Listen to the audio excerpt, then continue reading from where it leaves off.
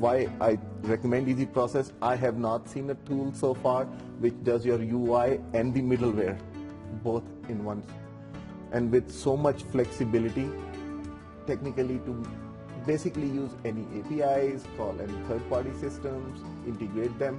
I mean, I highly recommend Easy Process. Welcome to this presentation of real-time e-commerce on your handheld phone. And actually, Doug and I are a little busy. We have anniversaries coming up and we're ordering on our phone. So we'll be back in about 10 minutes. I'm on the site to order some jewelry. Doug, I don't know what you're looking for, but of course we're just kidding. Very exciting. Tap, tap, order.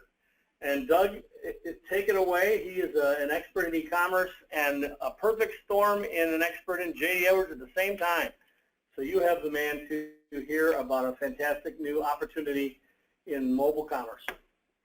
Thank you, Kent. My name is Doug Pulaski, a sales manager here at K-Rise, and we have a focused webinar today on our native app, our Easy Commerce native app, which could be positioned either as a suite to our full-fledged Easy Commerce Enterprise Edition. That's the, think of it as the HTML, the web version, or it's so robust with the latest built, it can easily be used as a standalone B2B, J.D. Edwards integrated, B2B or B2C e-commerce storefront. So that's why we're focusing on the smartphone today. Obviously, if you go with the latest scenario, very attractive price point, very quick install. We see a lot of people interested in this native app only, or start with native app and see where it goes from there. Approach with creating a sales channel, a web sales channel. So I'm going to go through a few slides here, lay the foundation, and it is going to be a demonstration. We're fully connected with a live demonstration against J.D. Edwards, fully connected against the various adjunct application and servers like Avalara for tax, or we can work through the Vertex or JDE tax tables through the business functions. Another integration point is the payment gateway. So when it comes to paying a sales order with credit card instead of AR terms, or doing online customer bill pay, which is paying an invoice online, that integration is there. Other integration points, I'll review it. But first slide here is I follow as a practitioner of e-commerce now for over a decade, and I've worked with hundreds of J.D. Edwards companies, and my background as a J.D. Edwards pre-sales consultant in the 1990s. But I follow internet retailer, and I promote everybody, if you want to learn more about e-commerce, get on their a free newsletter. You'll learn a lot. But this was posted just a few days ago, and I'm not familiar with this company, and you know, maybe they run SAP. I think they're a $5 billion company, so that could be the case. And obviously, you see the word Germany, although they have Houston headquarters in the U.S. But it was simply a news flash about, and I highlighted in red, introducing a new smartphone app designed to make ordering products quicker, easier, and more efficient for its customers. Now for them, if you look down here, it is an adjunct to their a web page e-commerce solution, but they talk further about the app downloaded to a smartphone, and obviously that's the mobile differentiation between a native app. It's downloaded. It manages memory. It can be used in an offline mode like email from a mobile browser approach. Safari on iPhone is an example. And then what's nice about a native app, you can use the native phone devices like a camera for scanning barcodes to the warehouse, go right to the product catalog, real-time pricing. So we're going to show in many situations working against advanced pricing. We can work against configured item masters and work against the J.D. Edwards X rules if you're a two-order manufacturer. Real-time availability right out of J.D. Edwards. Delivery time, as we all know, J.D. Edwards has a lot of date fields. We can work with anyone, like request dates. And with a single click, customers can add it to their wish list or just right to the shopping cart to complete it. Work with many different logistics software packages. Natively, we're working against FedEx and UPS web services for calculation. We've got a freight table that you can use for approximate freight. We had a customer recently come to us and they said they wanted to integrate with their LTL orders against Old Dominion. We easily added that. And then to download the app, it says go to Google Pay. The Apple App Store version will be followed later in 2016. Now the reason I'm focused on this news is I sat to myself and I know people in the app business working at Coney and a lot of these other companies focused on app development, and I know that $1 million for a $5 billion company is not unrealistic for a project like this. We're talking about $50,000. What you're going to be seeing today, full licensing, and I say to myself, wow, this is when you factor the full functionality that I'm going to be reviewing with you, and you factor the integration platform that you can use and extend, I think it's a great deal. I'm a little bit biased because I'm the sales manager, but just wanted to highlight that. Now I'm going to take a step back and a little bit about the company, K-Rise. We're sitting here, Kent and I, in Aurora, Illinois, a far western a suburb near the Fox River, near Naperville. In fact, we're like 2 blocks from Naperville. A lot of people are familiar with that. We focus on J.D. Edwards. We're a pure software company. The only services that we do relate to our J.D. Edwards integrated software packages. A lot of people are like me. They've got a background. They're trained in J.D. Edwards. There's people here that have done full implementations, but we are a software company. We're focused on 3 distinct practice areas, e-commerce and payments. That's what I'm going to be reviewing today.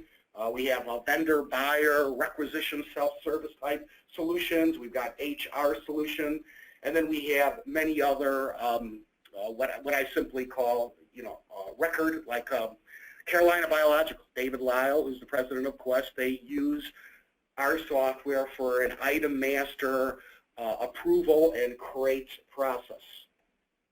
So here's just a representation of some of our customers. I always like to give the assurance to people in the webinar that you're not going to be a guinea pig, quite the contrary. This is proven software. That's just a few of our J.D. Edwards E1 and World customers. Now, we're a little bit different in terms of being a software company. Most software companies come from a base programming perspective. Are they a .NET shop? Are they a Java shop? PHP, C#?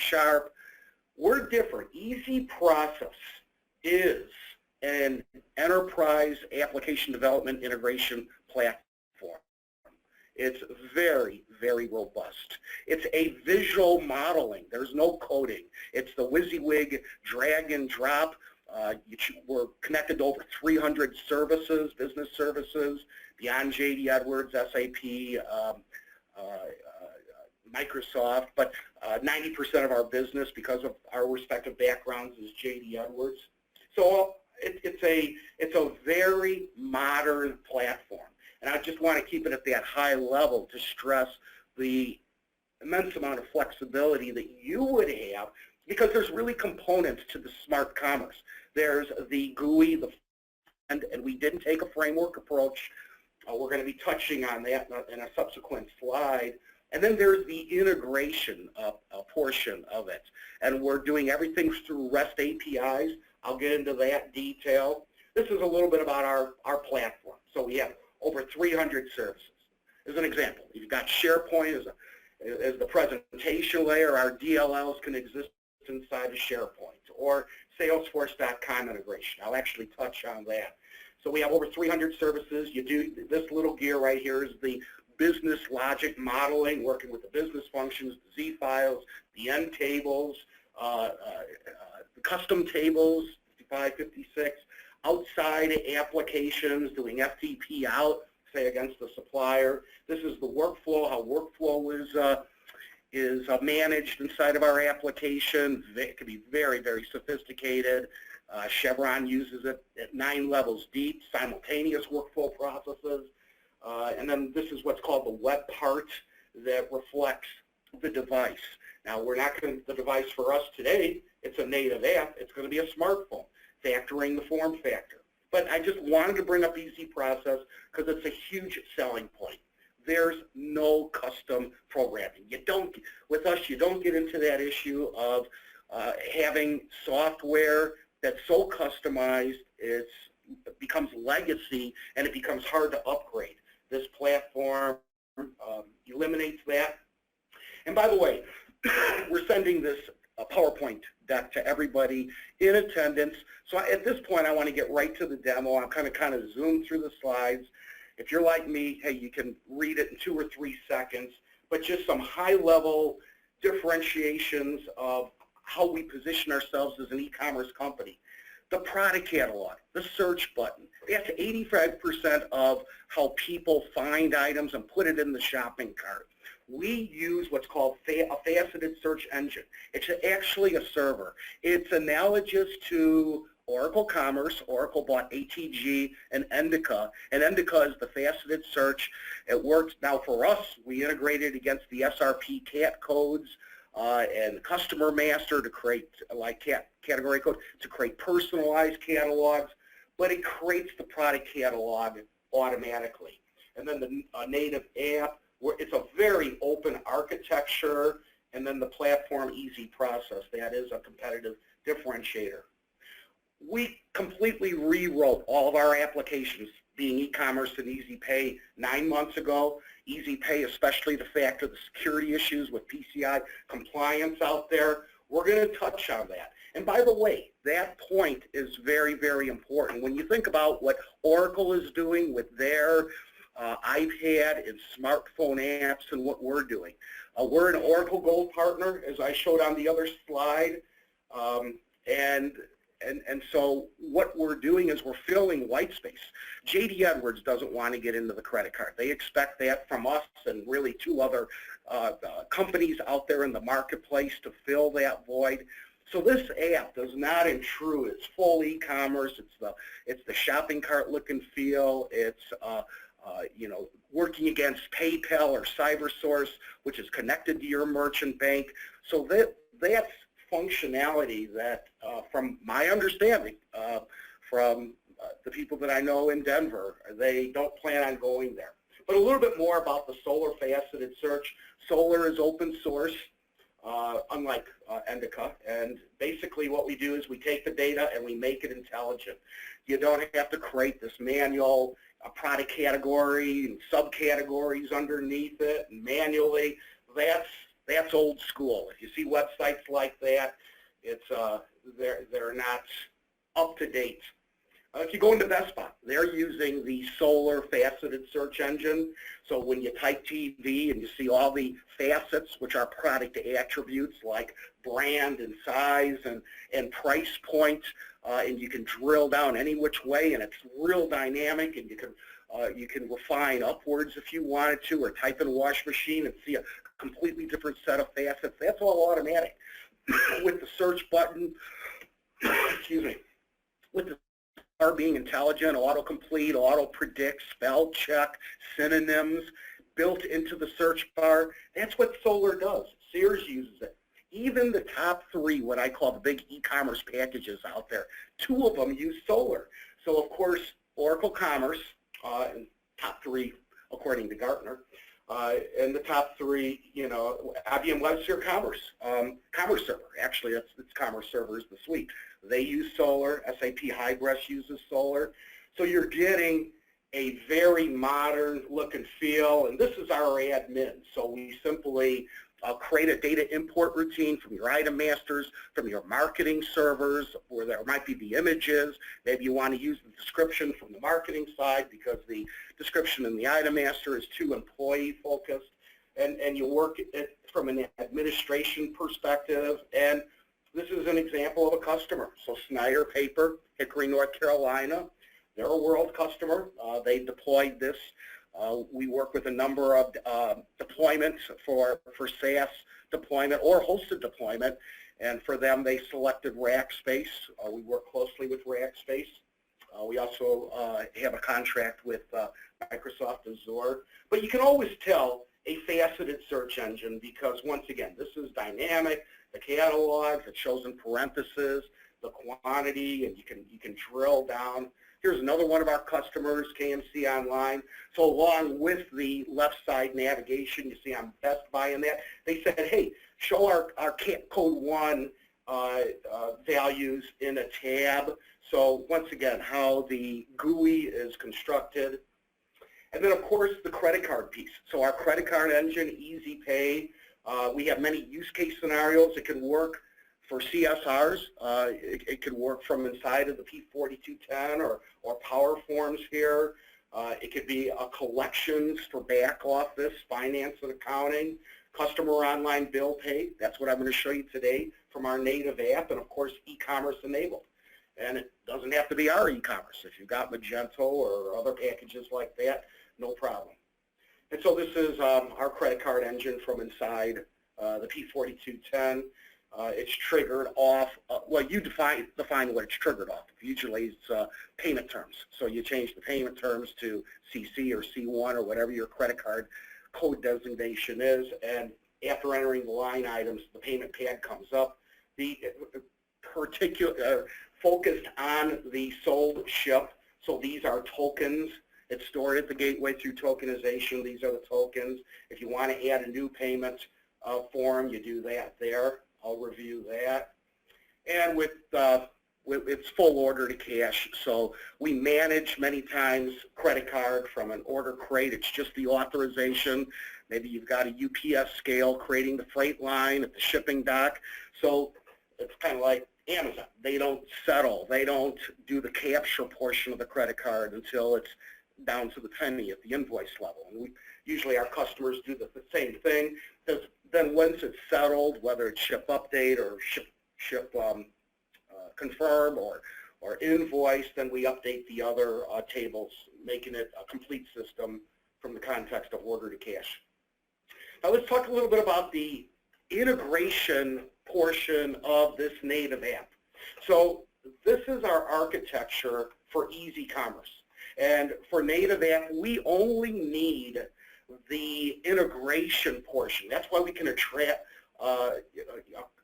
create such an attractive price point of $50K. So you've got the GUI front end. This is the code that you own. Think of, we're not doing it framework based. I'll get into that. But we need this REST API here portion on our e-commerce layer. We're working against all the other elements like the Solar Catalog. You own the app. This is app, and forget the Windows up there. Microsoft made an announcement, and they're pretty much giving up on Steve's $10 billion. Nokia, they're pretty much walking away from that. So we're not hearing that demand. So right now, we're only focused on our native app with Apple App Store, the iOS version, and the Android. And the code portion is yours, and I'll talk about how that's managed. There's the REST APIs. Here's our 300 business services. So that's the components. What we're talking about here is, once again, just a little bit more on the technical side. Because I want to get right to the demo, I'm going to zoom through these. If you do go hosted, the only thing I want to point out here is, like from Rackspace, we have to create a VPN connection to where your JDE enterprise server is. Usually it's at your headquarters. So, and we cover that with Rackspace. We ask you what your firewall is. You come back and you say it's Cisco. And we've done it in 30 minutes. We've created the cloud to VPN integration. Or it could be on-prem. So here we get into the app. I'll be doing a demonstration of this. You can also use this as an intranet, Salesforce enablement for your salespeople, for your executives. A great, easy way of getting to the JD Edwards data from this channel. And the point that we're making here is we can do it quick, simple, and affordable. We're going to work with branding your company logo on Apple App Store, Google Play.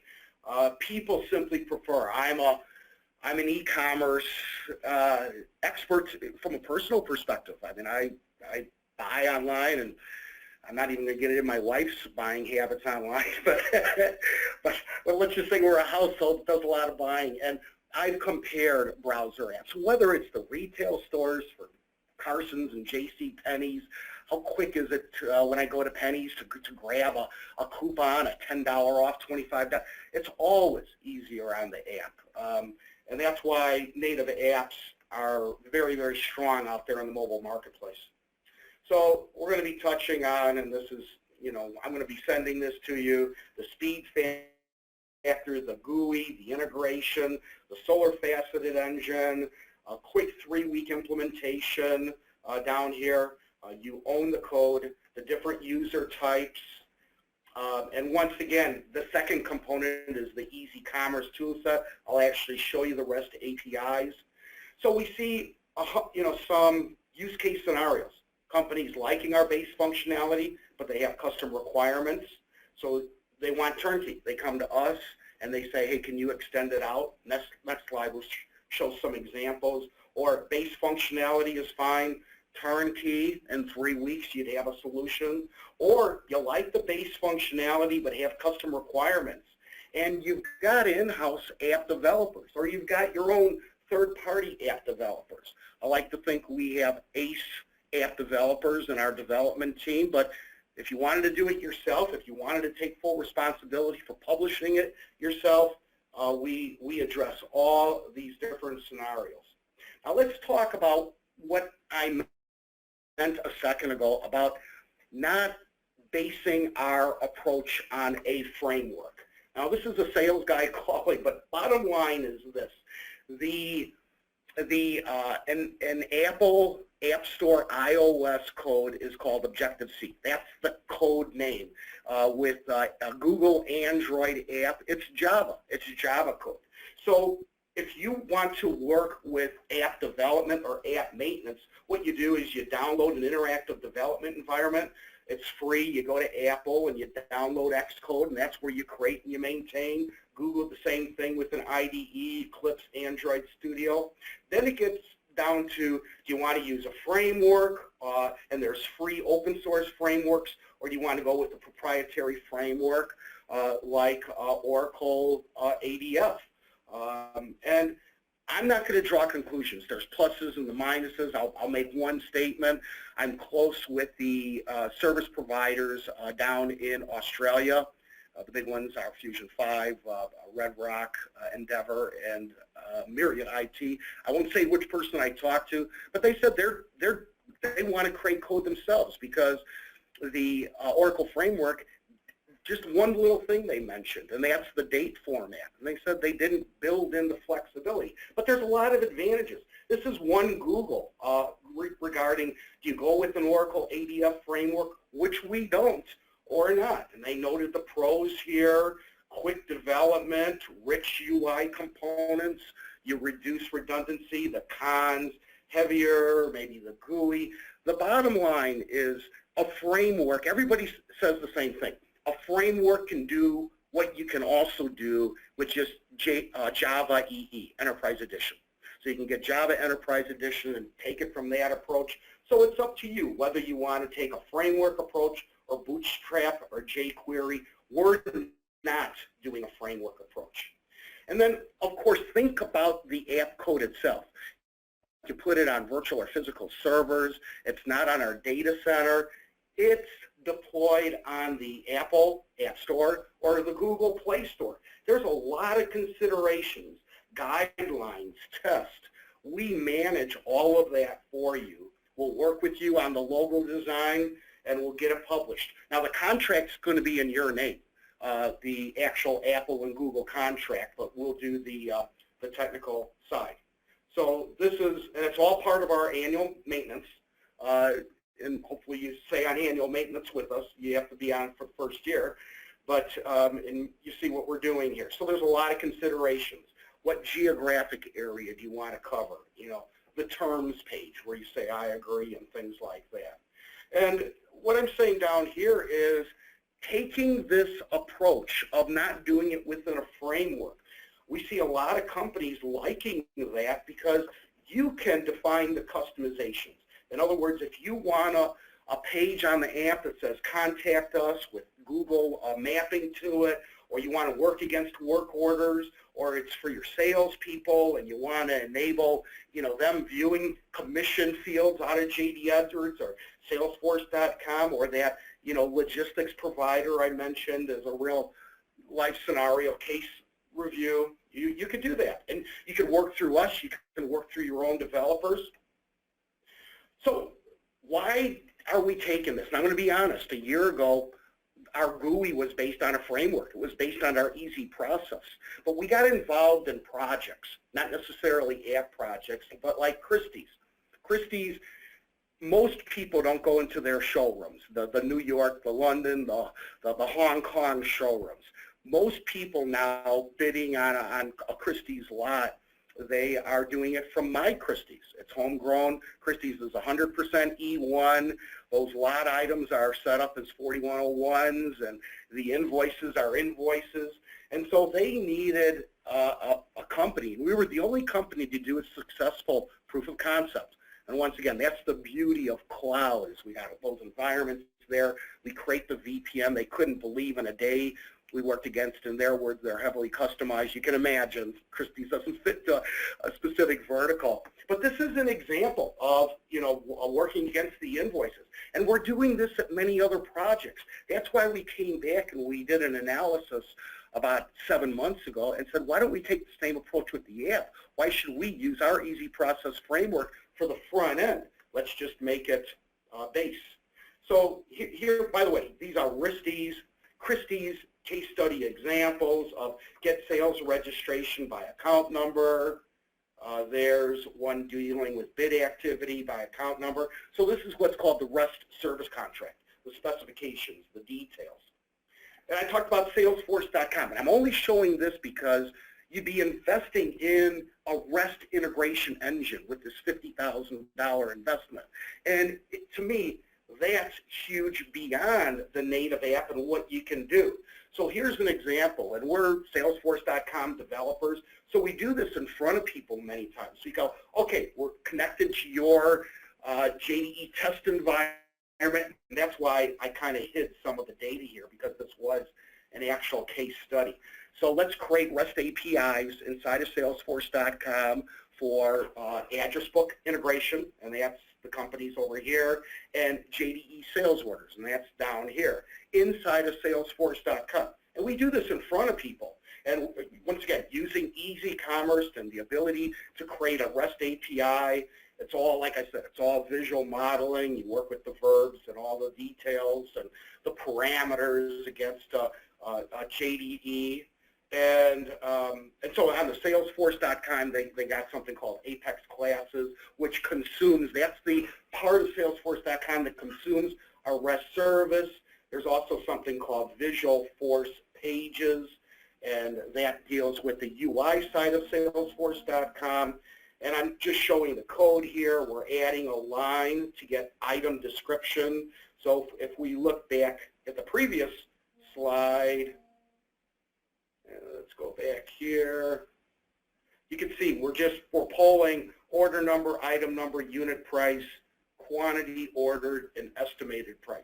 So I'm taking this REST code that we create, that Salesforce.com consumes, making a change in the code to add description, and there. We do this type of integration day in and day out. And the value proposition is what we're offering you is a JDE REST integration that you can not only use, that you get out of the box turnkey with a native app, but you can use it for other projects too. So this, by the way, this was our old version. This was when we did the GUI, and this is our new version. So let's get right to the let's show you what the native app is all about. And I like starting from the top and working down. So let's go through catalog. And once again, we don't care if your catalog is 35,000 items. With solar, it's blazing fast. That's why companies like Best Buy use it. They can work with literally against 1 million items, and it does it automatically. So we look at the catalog here, and by the way, I can either hit and you're not seeing my mouse. Kent had a good idea to turn on a camera, but we don't have that set up. We got one in our office. So I'm pressing the top left that says menu, so I can go right to menu, or I can just take my finger and you can see I'm playing around with the slider bar there. So if I go to catalog, here's and once again, you decide, is cat code 2 brand and that's the way you want to do it, or is cat code 1 type and that's the way you want to arrange it. You can work against the imports, but I'm drilling down from designer to the next level, and these are the facets, and there's Diva, and there's dimmers, and now I have 76 results. So I've worked down to a product catalog level. And at this point, what you're seeing here is retail, net, and obviously this is not realistic. That's quite the discounts, but net is advanced pricing. So this is real time. The user login has to associate against the address book ID. So this is advanced pricing calculation, and we do advanced pricing a couple of different ways. We've got a real efficient, and by the way, it's blazing fast. Anybody that's worked with advanced pricing, you know, that the CNC setup many times, you know, causes a big delay. But and this is the way it works. Like if you notice this, I get down to the bottom. Do you see that sign? That's the REST APIs. So versus an HTML web page where you're having to deliver back 10 results. This is a whole different way that the REST APIs are working. So if I wanted to, as an example, add that to the shopping cart, I could do that. Now let's go back to the catalog again. And you see the screen, the search icon there? So let me click on that. And once again, using the cell phone. So let me go barcode scanner, and I'm going to a barcode. And you saw that barcode, and it said Diva. So at that point, I've got all of the results here. And if I wanted to add that item to the cart, I could. So that's using the barcode scanner.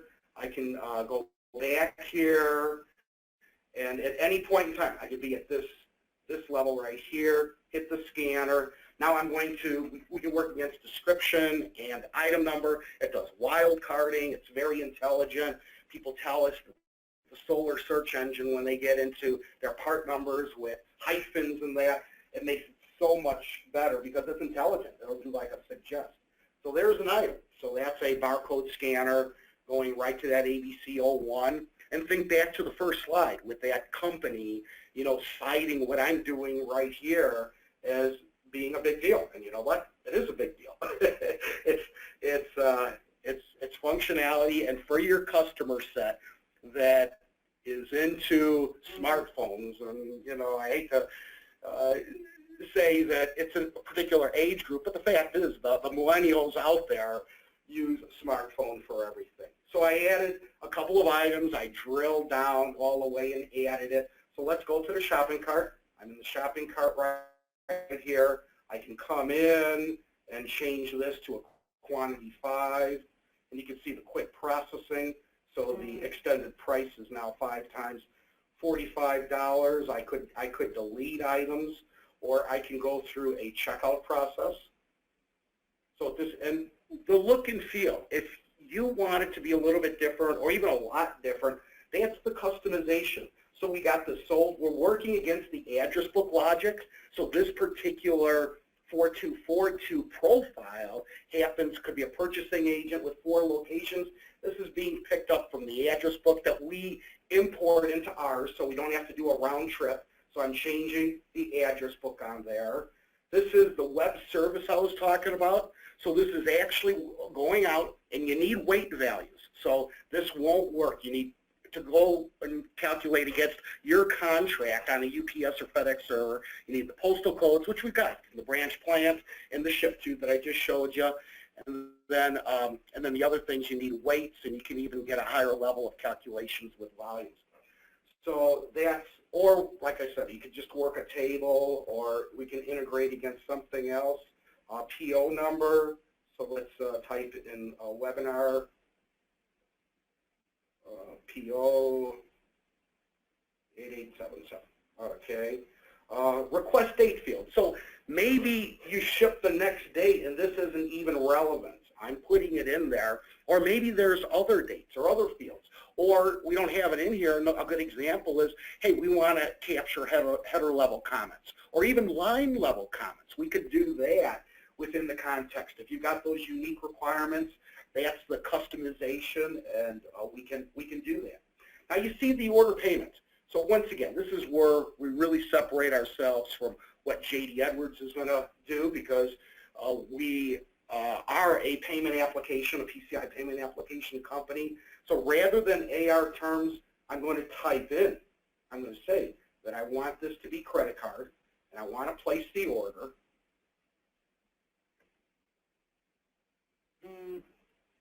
And at that point, it's taking a while because it created the order. I've been doing payments for JD Edwards now for over 10 years, and I dealt with systems that only created the sales order in JD Edwards after the credit card portion is done. We created a different approach. If I go to JD Edwards right now, bear with me. I go to JD, because there's a lot of reasons for, there's like 25 denial code reasons. So let me go to JD Edwards. And then I'll turn the app back on. So that order was 5858.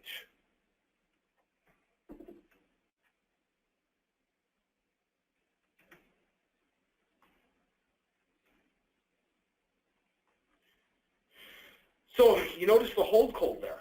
The hold code, we always go to JD Edwards, and we put it on a hold code because situations where the customer, or even with a phone call, your CSR, they want to finalize this order 3 hours after, or a day after, or even a week after. So that's why we take this approach. But because a credit card order is obviously 2 transactions, we've only done the 1 transaction. It's JD Edwards, and you see this up here. Now, it's your policy if you want to allow e-check, which is routing number, and an account number, we can do that. Or we can do a credit card. Now, these are the profiles, the 2 profiles, an e-check and a Visa, associated against my profile. So this is a card that was already submitted, tokenized, and this is the token. And by the way, a token is not what PCI calls cardholder data. It's just the masked representation. So if the user wanted to add a credit card, the user could type it in right there, or look at this. You see scan your card. So let's hit scan your card here, and you see PayPal. There's a lot of apps, so we're using an app within our app. So I just did this. I just used a PayPal app, and it read my card and the expiration date.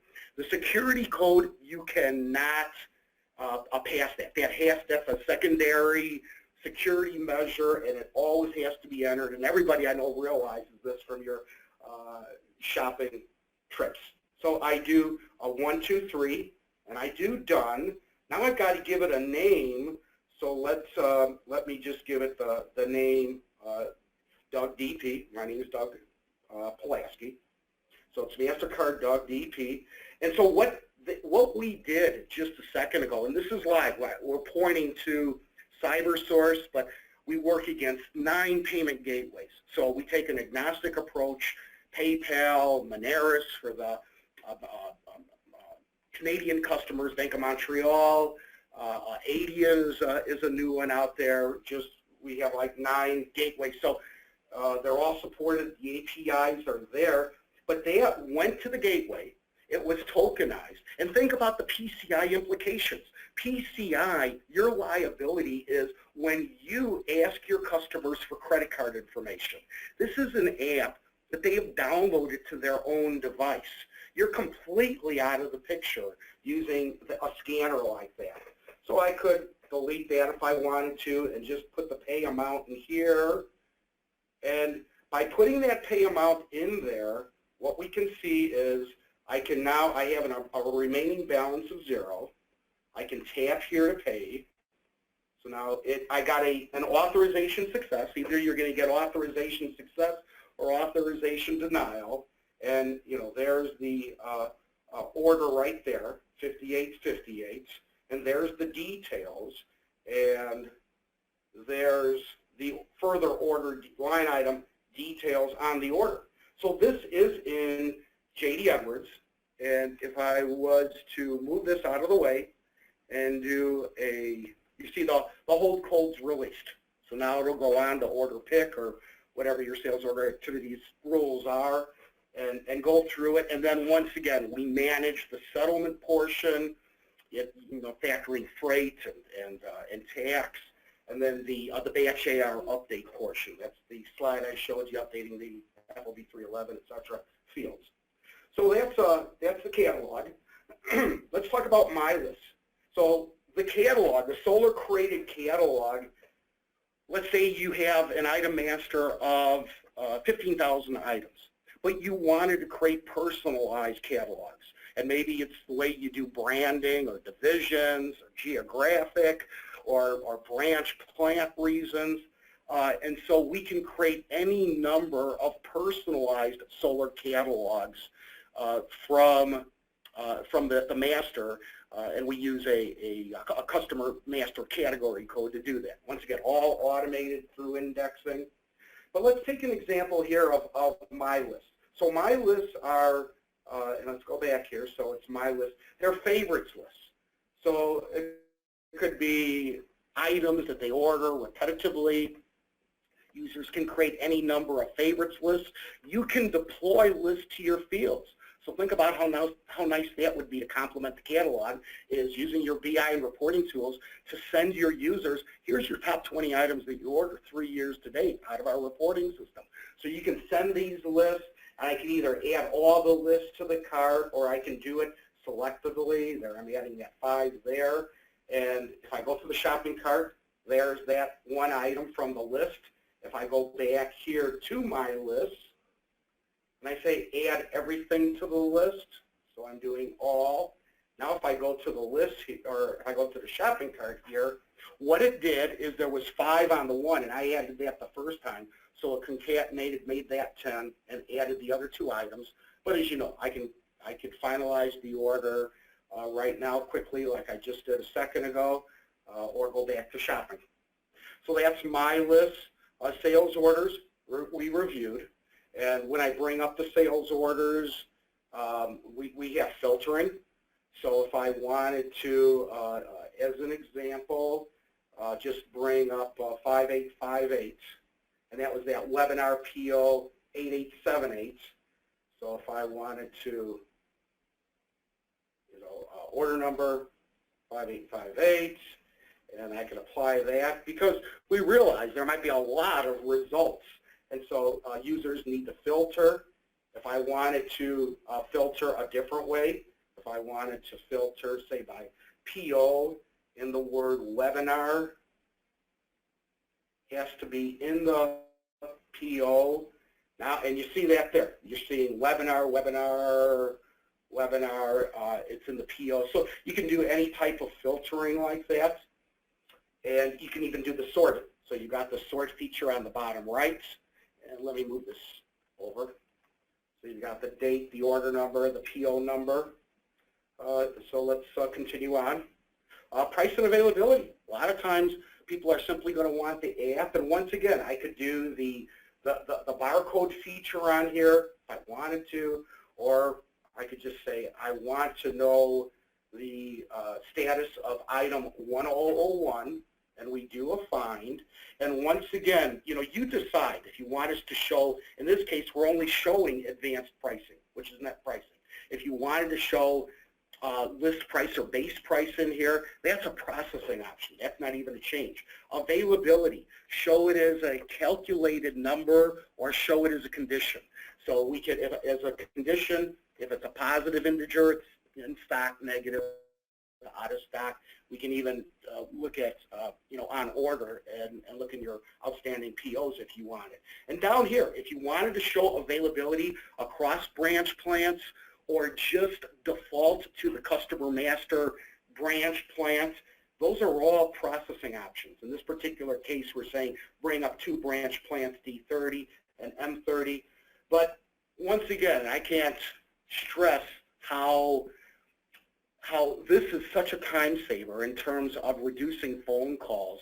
Customers that have this type of information, especially your main customers, on your products. So that's price and availability. Let's go through the account. So account balance here. So once again, we can work against any field in J.D. Edwards. And we can pretty much format it any way. That's the customization element. But here we're just going in and we're saying, let's take these fields out of J.D. Edwards. This is real time. Open invoices. So once again, we're going into open invoices. The users can filter so that they can bring up invoices. You have processing controls, so you can say don't show credit invoices, negative invoices. So you've got all those various processing options. But if I was to click on an invoice here, 5361, so I'm going to grab that one. I want to do a pay on it. And I want to grab 5366, and I want to do a pay on that. So I'm grabbing 2 invoices. I'm now going into adjust amount. And the reason I'm going into that page, I talked about the processing options. We have a processing option that says require invoice payment in full or allow partial payment. So you can control that. So as an example, if I only wanted to pay, like in this particular case here, you know, $20 on that amount, I just changed it. Now I go to proceed to pay. So there's the total amount. And once again, e-check, and I emphasize, and by the way, we're looking for a scanner that somebody could just take their check, and as you know, you've got the bank-related way of, you know, coding the routing, and so I'm sure we will find one. So we have that as, we'll have that as a scanner, or the add credit card. And once again, if I, because I'm showing this now from an invoice payment perspective. There we go.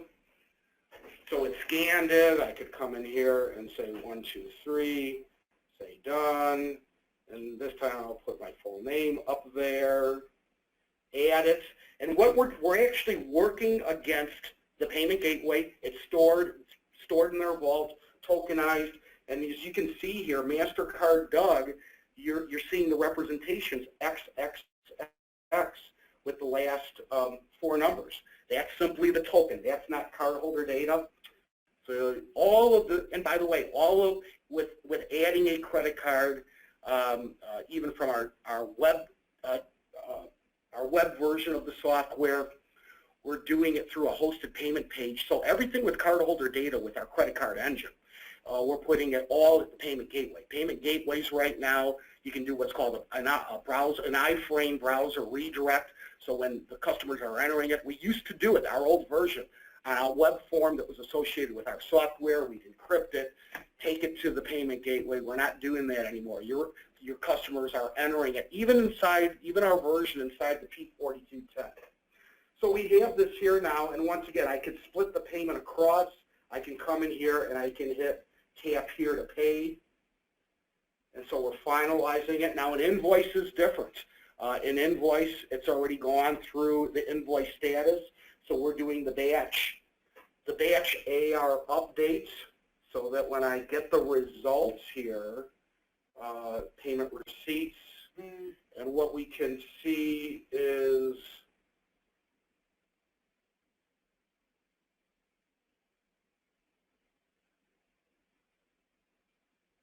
it's going to come under yesterday's date.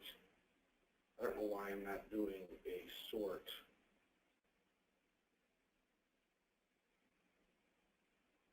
Well, let's do that. Let's just do a invoice 5366. Apply. Whoops.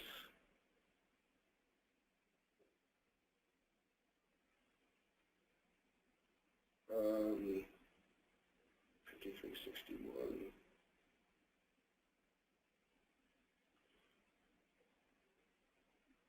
Receipts. So there it is right there. 5356. So you see the payment ID there. I can go into JD Edwards and show you that. So it's gone through the batch AR updates with created the batch number. That's the payment ID number. So fully integrated against JD Edwards. And then the other thing with invoice that I want to show you is you notice that when I pressed on an invoice like this 5361, I can also do a print. So the print can either be, we have crate auto PDF crates. So this is simply work against the tables that you and I, during the requirements meeting, select and do an auto PDF crate, or we realized a lot of people have document management, whether it's Crateform or Optio or other applications, so we can hyperlink to those existing PDFs, and that's what we're seeing here. And that's the receipts. This is managing payment profiles, unpaid orders. Let me do a sign out here, and I'm going to log in with a different profile. So a Chester Rakes. So a Chester Rakes is an employee. Remember I told you how this could be used from an intranet perspective too? So the big difference between an employee, a salesperson, sitting in their car or sitting with the customer and say, hey, I can create that order for you right now. They come in, and once again, what we're seeing here is just, it's not a non-production environment. We could have a pull down or allow the sales rep to enter, say, a phone number and zip code, cross-reference against the address book, bring up the address book profiles there. But the idea is they're logging in and doing what we call on behalf of. So they're coming in here and they're saying, now this catalog, so everything that we get with this catalog, by the way, in terms of the results, that's going to be based on that sold to, their advanced pricing logic, the adjustment schedules associated with them. And so you see the red there, but basically I'm an employee of the company, signed in, and think from the perspective of not just the sales force, inside, outside salespeople, customer service reps, but even executives. If you want to be able to, if they want to be able to share, say, a record sales order coming in or an invoice issue, they can use the smartphone for that, and we can create, a nice process flow in that regard. So it's very, very powerful.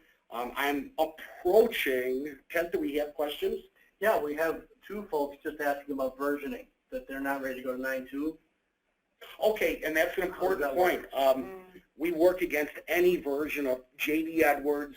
With E1, where the REST APIs are working against an interoperability. It's the XML call object, which works against the business functions. So you've got to be at least B7333, which is now, because I was working at JD Edwards at the time, 2000, 2001, when it was introduced. It's hard to believe it's like 15 years old. So as long as you're on an E1 version, any version of World, obviously World, we're not working through business functions, we're working directly against the program. We've licensed and we embed it within our cost, a real effective 5250 emulator. So all of this functionality, and like the example I showed in the PowerPoint slide with Snyder Paper. Snyder Paper, this is their ability to stay on World because they have their JDE World it's not the green screen. It's the modern, not only browser which we support, but now the native app mobile functionality, allowing their customers to seamlessly work against their information. It's very powerful from that perspective. Yeah, there's another question. Part of their image catalog for their items is in a separate data warehouse. Will that be an issue for this app? Absolutely no problem. And once again, that's easy process. We've been around for 13 years. There's never been a third-party application server, a third-party software or server data that we couldn't integrate against.